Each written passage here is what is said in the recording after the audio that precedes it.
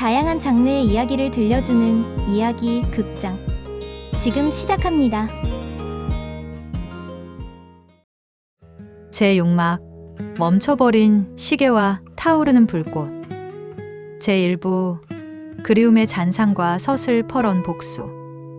그로부터 2년 후 다시 봄. 프라하의 돌길 위에서 도윤과 처음 마주했던 그 찬란했던 봄으로부터 정확히 3년이 흘렀다. 그리고 서울의 차가운 빗줄기 속에서 서로의 심장을 도려내며 이별했던 그의 겨울의 끝자락으로부터는 어느덧 2년이라는 세월이 지나갔다. 만물이 소생하며 생명력을 뿜어내는 파리의 봄이었지만 서윤에게 이 계절은 그저 가장 잔인한 기억의 반복일 뿐이었다. 제1화 파리의 이방인 박제된 고독. 파리의 봄은 화려했다.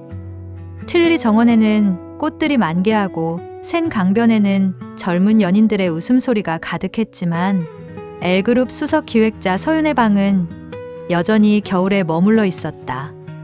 샹젤리제 거리가 내다보이는 그녀의 사무실은 누구나 부러워할 만큼 근사했으나 서윤에게 그곳은 거대한 유리 감옥이나 다름없었다. 서윤은 몽주 약국 근처의 낡은 자취방으로 돌아오면 불도 켜지 않은 채 소파에 몸을 던졌다. 그녀의 일상은 단조롭다 못해 고통스러웠다. 아침 7시 에스프레소 한 잔으로 빈속을 달래고 출근에 12시간 넘게 기획안에 매달린다. 그렇게 몸을 혹사해야만 밤에 잠시라도 잠들 수 있었기 때문이다. 잠이 오지 않는 밤이면 서윤은 침대의 머리맡에 놓인 낡은 책을 펼쳤다. 3년 전 봄 프라하 스트라우프 수도원 도서관에서 도윤과 주고받았던 그 책. 책장 사이에는 도윤과 함께 찍었던 폴라로이드 사진이 끼워져 있었다. 사진 속 도윤은 프라하의 노을보다 따뜻하게 웃고 있었지만 이제 그 미소는 서윤에게 가장 날카로운 징후가 되어 그녀를 아프게 했다. 도윤 씨, 그곳의 봄은 어떤가요? 내가 던진 그 모진 말들이 당신에게 흉터가 되지 않았기를. 아니, 차라리 흉터가 되어 나를 잊어버렸기를. 서윤은 거울 속 야윈 자신을 보며 자조했다. 도윤을 살리기 위해 그를 배신한 척 떠나왔지만 정작 죽어가고 있는 것은 서윤 자신이었다. 그녀는 파리의 화려한 패션 위크 현장에서도 오직 서울의 그 겨울밤 자신을 붙잡던 도윤의 절망적인 얼굴만을 떠올렸다. 제2화 민재의 헌신, 유일한 숨구멍. 그런 서윤의 곁에는 여전히 민재가 있었다. 민재는 한국에서 보안팀장으로 승진하며 눈코 뜰 새 없이 바빠졌음에도 불구하고 파리와 서울의 시차를 완벽하게 외우고 있었다. 야, 한서윤. 거기서 빵만 먹지 말고 한국 음식 좀 챙겨 먹어. 내가 택배로 보낸 음식들은 벌써 다 먹었냐? 민재의 목소리는 파리의 정막을 깨는 유일한 생명 신호였다. 민재는 2년 동안 틈만 나면 비행기 표를 끊어 파리로 날아왔다. 그는 서윤의 집에 도착하자마자 팔을 걷어붙이고 한국에서 공수해온 식재료로 찌개를 끓였다. 민재야, 나 괜찮아. 이렇게까지 안 해도 돼. 괜찮긴. 뭐가 괜찮아. 너 얼굴 봐라. 해골이 다 됐잖아. 내가 20년 넘게 네 뒤치다꺼리 한 짬밥이 있는데 이 정도 정성 안 들이면 네가 나 기억이나 해주겠냐? 민재는 능청스럽게 웃었지만 서윤의 텅 빈 눈동자를 볼 때마다 속이 타들어갔다. 민재는 서윤과 함께 말의 지구의 골목을 산책하고 센 강변에 앉아 시시콜콜한 농담을 던졌다. 서윤은 민재 앞에서는 억지로라도 웃어 보였지만 민재가 잠시 자리를 비우면 이내 깊은 사색에 빠졌다. 민재는 알고 있었다.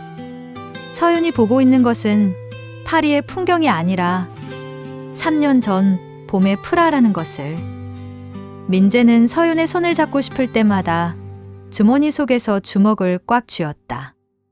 조금만 더 기다리면 이 상처가 아물면 그때는 내 자리가 생길까? 민재의 사랑은 그렇게 파리의 봄 안개처럼 서윤의 주변을 맴돌기만 했다.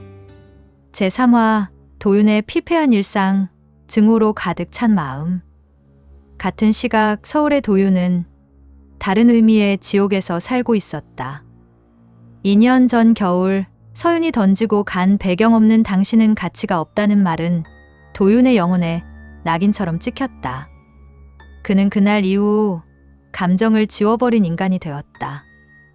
도윤은 제2패션 본사 집무실에서 먹고 자며 오로지 일에만 미쳐 있었다.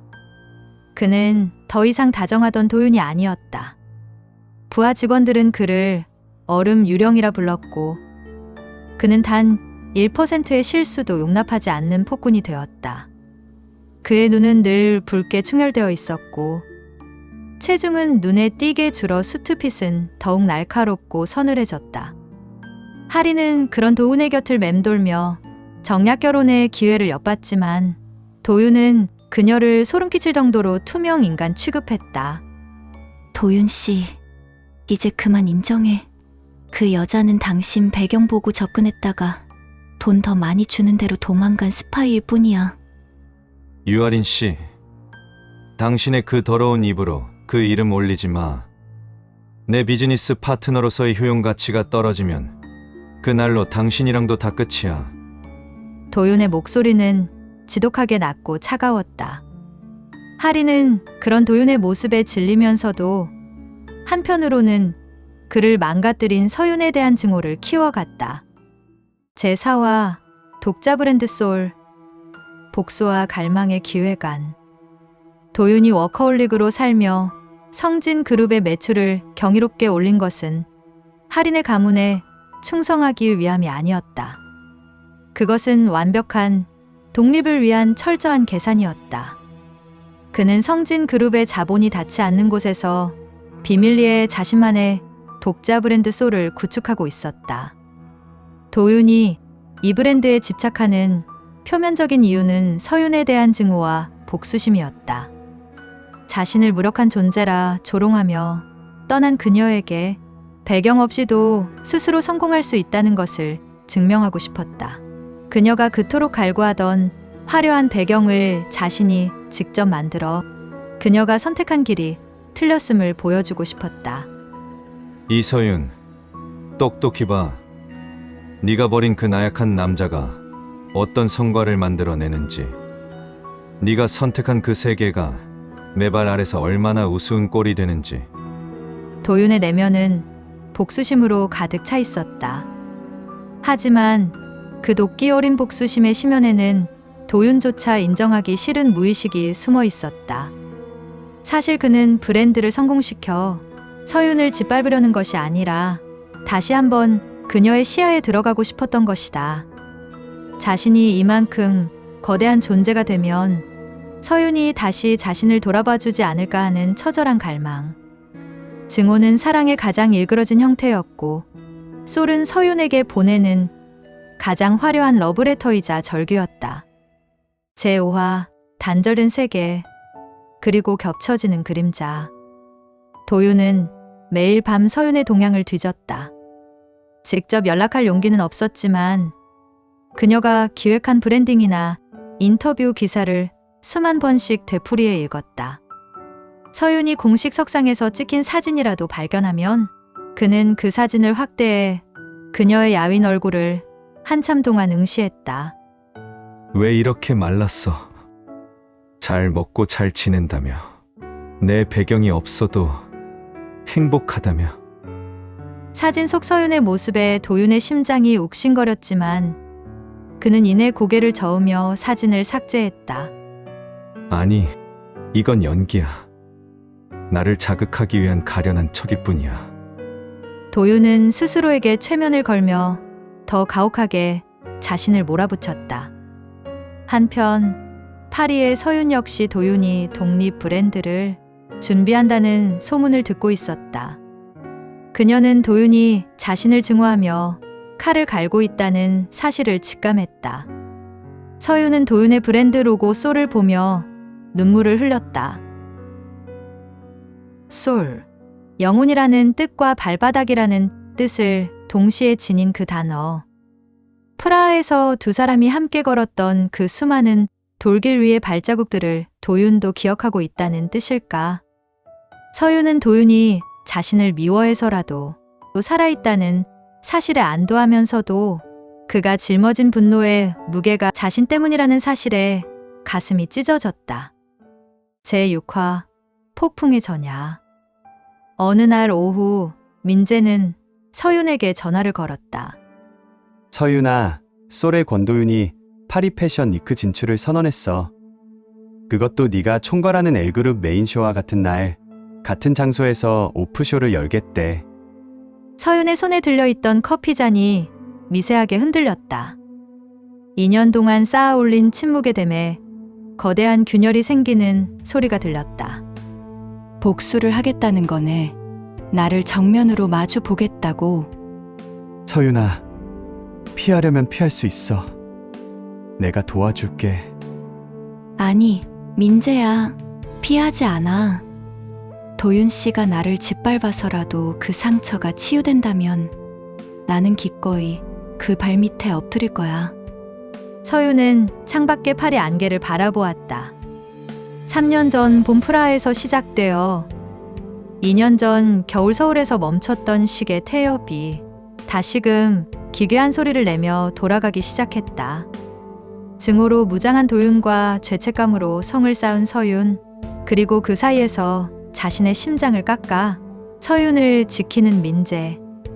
세 사람의 엇갈린 운명은 이제 파리의 화려한 런웨이 위에서 마지막 불꽃을 튈 준비를 마쳤다.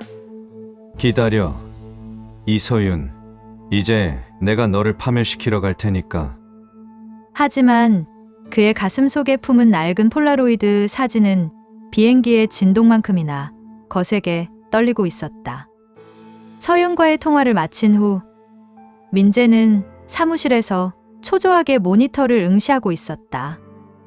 마침 회사에서 파리 현지 보안 시스템 구축을 위한 대규모 출장건이 내려왔고 민재는 주저없이 본인이 가겠다고 자원했다. 평소라면 귀찮아했을 장거리 비행이었지만 왠지 모를 불안감에 도윤보다 먼저 파리에 도착하여 서윤을 만나야만 할 것 같았다.